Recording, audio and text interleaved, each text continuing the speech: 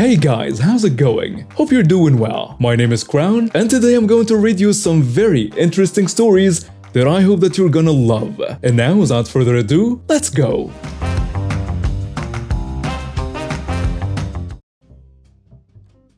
I was working as a shift manager for Pizza Hut, small town and declining store. We had a policy to give it away.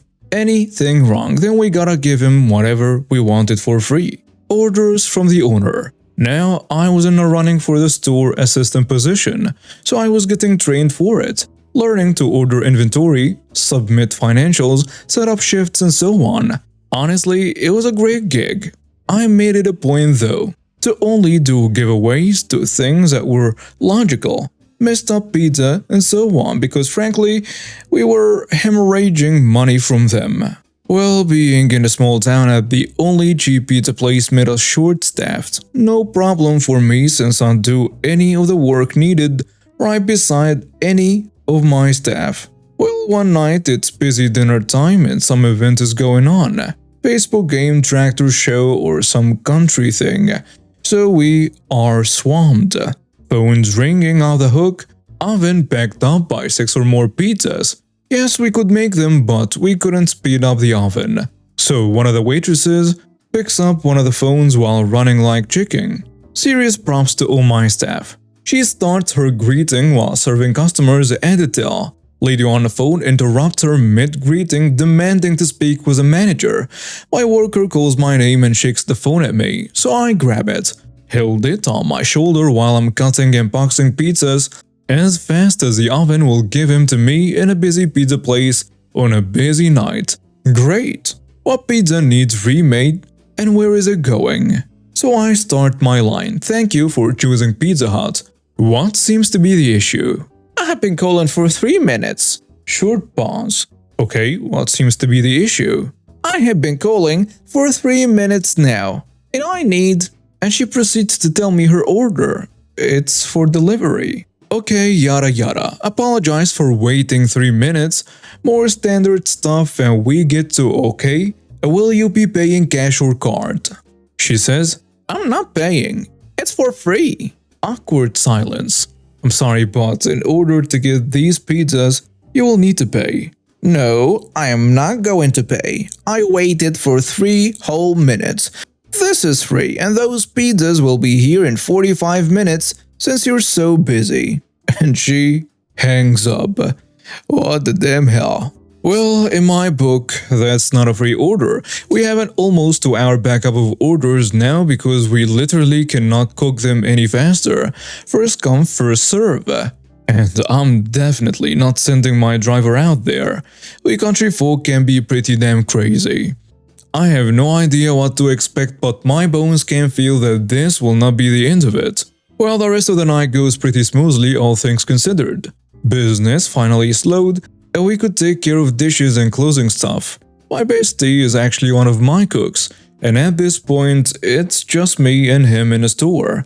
I am closing down, doors are locked, and I'm counting down the till when I hear banging on a door. I look up and there is a woman just banging away on it. I gesture at my wrist and mouthing closed as I try to convey every way to simply say, get the hell out of here, I don't want to deal with you. Can't be that simple, eh? I tell my buddy to get on a line with non-emergency and let them know we might have a situation, while I point at the back. He gets the message and steps into the kitchen to call while I go try to figure out what her deal is. But I knew what her deal is and who she was. The only way to get words between us was to open that damn door. I didn't want to, but I'm the one in charge and I gotta figure out how to keep her from putting a rock through the glass. There was great hesitation. I unlock the door. She steamrolls through the door, literally knocking me down. And I'm a 250-pound guy. I was in shock. What the hell just happened? And why am I on the ground? By the time I get back to my feet, she's at the till demanding to speak with a manager. I take a few deep breaths, take a few extra seconds to slowly brush myself off, casually walk over and say, Hi, my name is Teza Ho. I'm the manager and we are closed. I must ask you to leave. Otherwise, I will have you escorted off the premises. Where is my pizzas? I'm sorry, what pizzas? I would be glad to help you, but unfortunately, we have been closed for like 40 minutes now. My pizzas, they were supposed to be delivered 4 hours ago. I'm not sure. Our driver confirmed that all orders were delivered, but unfortunately we are closed and there isn't anything I can do about this right now. Well, I want to speak to the manager. I am the manager and you need to leave the store. By this moment I can hear my buddy in the back working on getting those dishes cleaned. So, I know it won't be long because as slow and lazy as the cops are around here, when it's a business that needs help, you might as well be calling about a school shooter. I am trying to think what would be the best way to bide for time. And I'm glancing up the road and I see those god-awful LED headlights that only the PD vehicles have barreling towards us. No flashers, so that was a bit of a disappointment. I just keep repeating that we are closed and can't help you. And once the officers get out of the SUV, I motion them in. She's just yelling constantly about the injustice in the world and having to wait for her pizza while the officers casually walk up behind her. One of the officers goes, "Excuse me, ma'am," with some authority but not loud or rude. She just keeps ranting, not even hearing him. The other officer says, a bit louder, "Excuse me, ma'am." She yells, "What?" before she even turns around. As soon as she sees a badge, pure silence. Just dead quiet. I hear the dishes start juggling around in the back again and can't help but laugh inside knowing my buddy wants to see this. It's a bit fuzzy from here.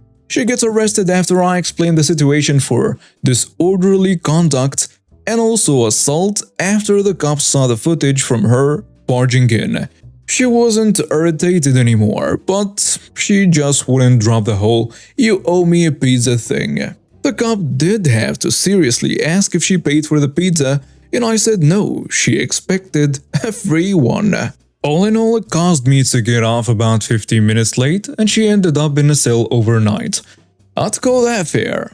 It turned out she was drunk, and I did drop the charges for assault, but stated that she was pretty disorderly. Ended up was just a fine, I do believe. It fizzled out pretty fast and she actually did come back to apologize. However, the GM was there when she showed up, not me. Background.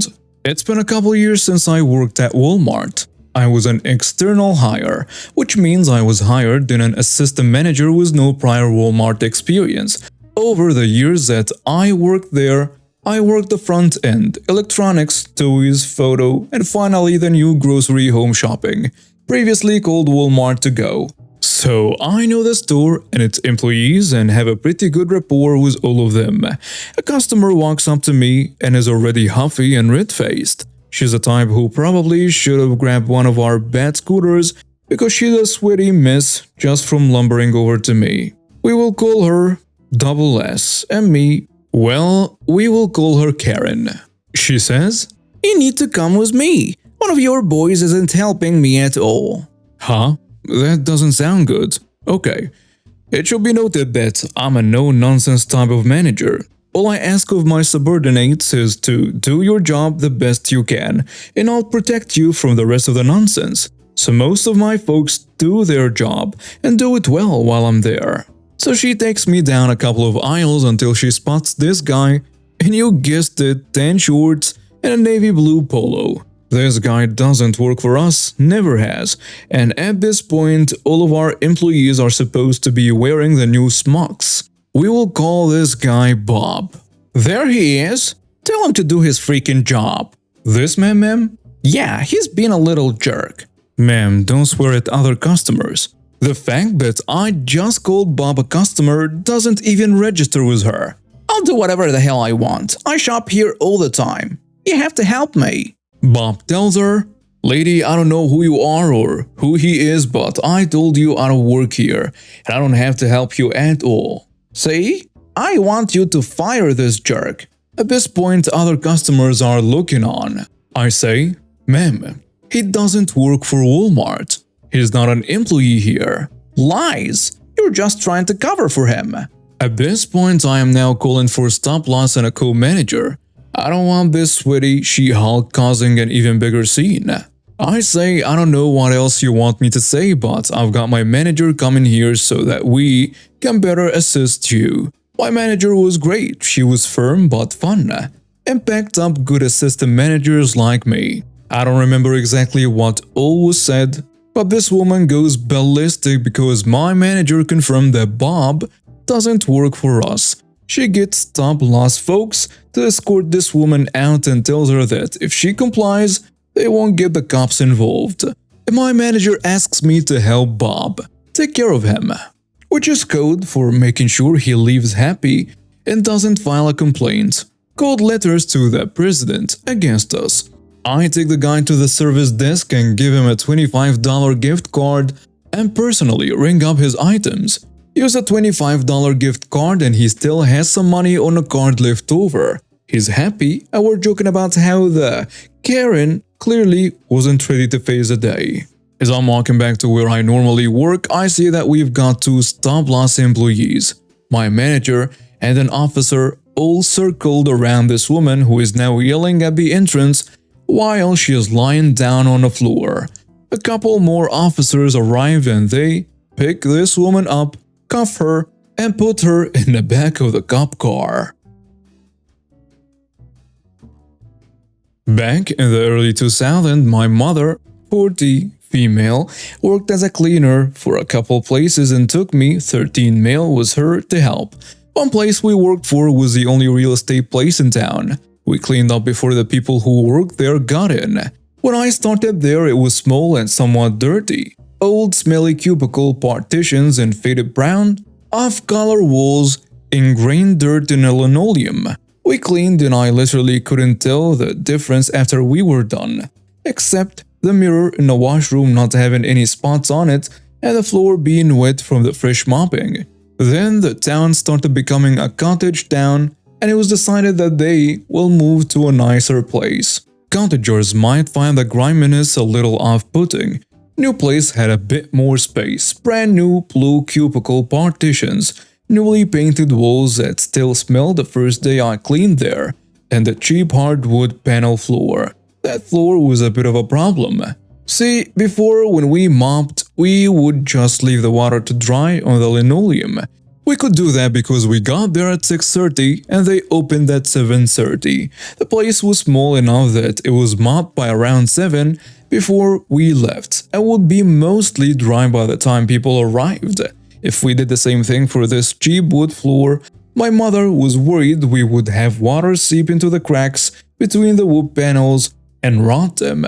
So a new method for mopping was devised. First I dunk the mop, then wring the mop lightly. Mop up, wring the mop again but fully this time, and then mop up as much of the excess water as possible. This new method actually visibly got a lot more water off the floor. By the time we left, some of the earlier mopped areas would look mostly dry. Good solution, Mom.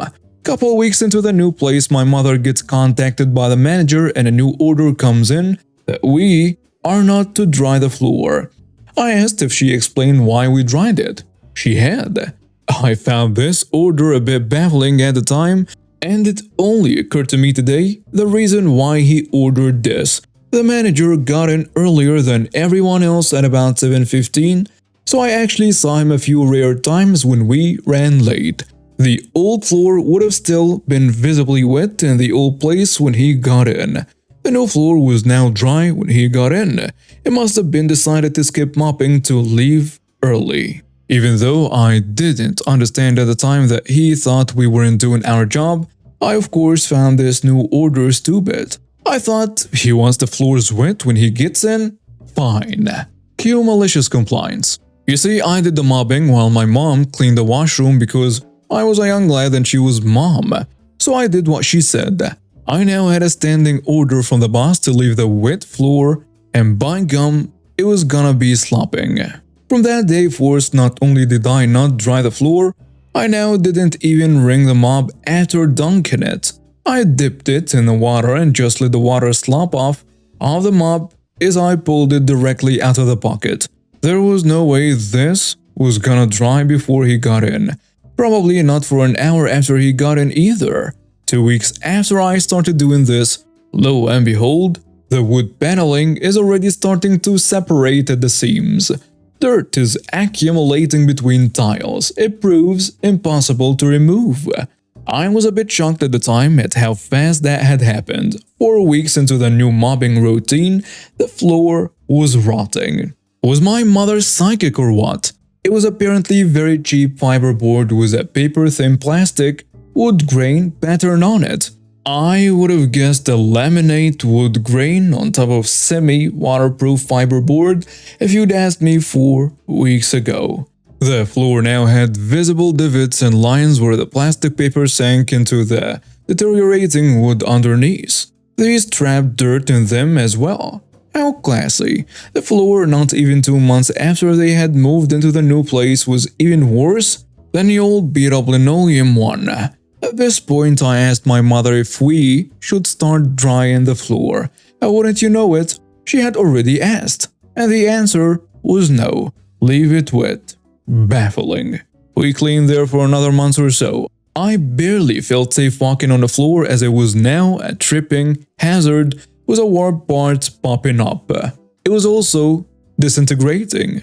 Splinters of wood would pop off every time I swept. The floor now had that dubious distinction of being the worst floor I had seen in a place that wasn't dilapidated.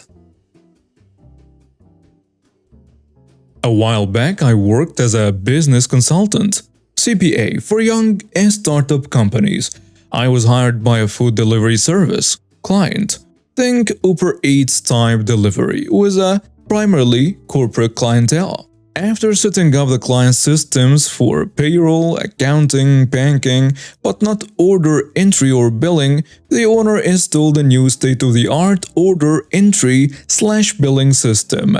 The new system seemed to work fine, but sales taxes charged to clients were noticeably low and seemed to use the same rate for all cities/suburbs and counties, even though each one had different additional rates over and above the base state rate. When brought to the attention of the owner, he insisted the new software company knew what they were doing and were experts in food delivery service billing.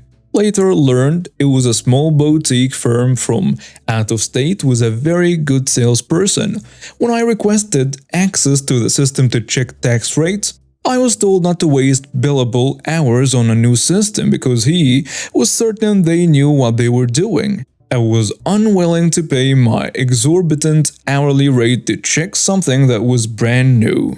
I explained if the taxes being collected were wrong, his company would be liable for any shortfall, showing examples of taxes being underbilled were met with, "You don't know what you're talking about." As the business grew, my consulting hours dropped off, just reviewing month-end financial information with the client after closing the books each month, while making the requisite deposits of collected sales tax to the State Department of Revenue, the malicious compliance. I had no control or access over the tax rates being billed, but I did know the state frequently scheduled audits of new companies after their first year of operations.